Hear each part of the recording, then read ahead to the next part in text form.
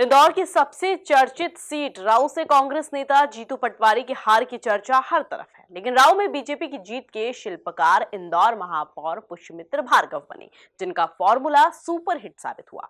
देखिए रिपोर्ट। राऊ की जीत के शिल्पकार बने इंदौर महापौर पुष्यमित्र भार्गव।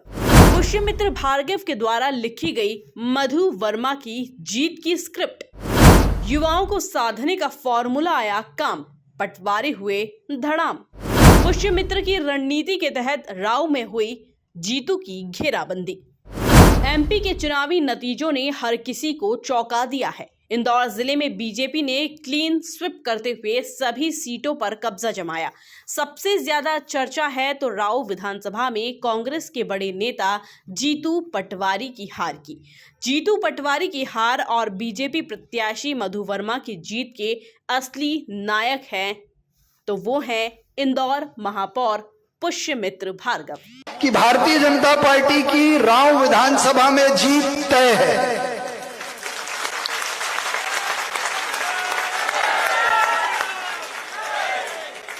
केवल करना यह है कि हमको इस विधानसभा का जो पॉलिटिकल एक्टर है, पॉलिटिकल एक्टर मतलब भ्रम फैलाने वाला, नकली एक्टिंग करने वाला। मैं एक लाइव उदाहरण सुनाता हूं आपको भाई साहब। एक वार्ड की एक कॉलोनी में वो साइकिल लेके पहुंचे और साइकिल लेके खड़े हो गए और एक लड़का ऊपर छत पे घूम रहा था। उसको बुलाया रहा, यहाँ नीचे आ यार। वो नीचे आ गया। कहीं हालत हारा तू तो मिले नहीं यार, मार से कितना दिन हो गया, मिलियन नहीं, बॉडी वाडी थने अच्छी बनाई ली। उसके कंधे पे हाथ वाथ रखा, फोटो वोटो खिंचवाया। तो आया कर यार, अपने को बहुत सारा काम करना है, मैंने इतना सारा काम कर दिया है। जितने महापौर जी ने, जितने मधु भैया ने, जितने पार्षदों ने काम किए, उस सब के नारियल फोड़ के उन्होंने बताया कि ये सब काम मैंने किए। उसने जाते टाइम बोला, भैया मैं तो यहां रहता ही नहीं हूं, बुआ जी के घर आया था। तो ये जो पॉलिटिकल एक्टर है ना,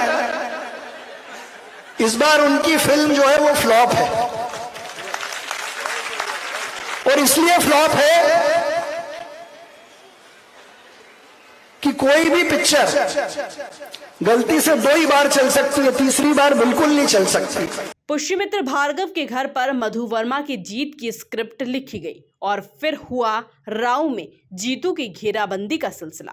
जीतू पटवारी फुल कॉन्फिडेंस के साथ चुनाव प्रचार कर रहे थे, लेकिन मधु वर्मा संघ के पैटर्न पर साइलेंट जनता के बीच पहुंचे। महापौर पुष्यमित्र भार्गव ने युवाओं, कार्यकर्ताओं की फौज के बूते युवाओं को साधने का काम किया और खुद प्रचार मैदान में उतर गए। अगर इस पे रहकर भी हमने काम करके मधु भैया को नहीं जिताया तो ये हार हमारी होगी। इसलिए जिम्मेदारी आपकी है। इसलिए है कि कपिल सिब्बल ने सुप्रीम कोर्ट में यह हलफनामा दाखिल करवाया था कि राम का अस्तित्व नहीं है, राम काल्पनिक है। और आप सबको रामायण का वो प्रसंग याद होगा जब हर आदमी पत्थर पर राम लिखकर समुद्र में डाल रहा था तो वो तैर रहा था। क्या हो रहा था? तो भगवान राम ने सोचा कि मैं भी डाल के देखता हूं। तो रात को अंधेरे में जब उनको कोई नहीं देख रहा था तो उन्होंने भी एक पत्थर उठाया, उस पर राम लिखा और जैसे ही उसको समुद्र में छोड़ा तो वो पत्थर डूब गया। जिसको राम छोड़ दे उसका डूबना निश्चित है। तो जिस कांग्रेस ने राम को काल्पनिक कहा हो वो लगातार डूब रही है, इस चुनाव में भी डूबेगी। जो राम के अस्तित्व को काल्पनिक बताए उसका डूबना तय है।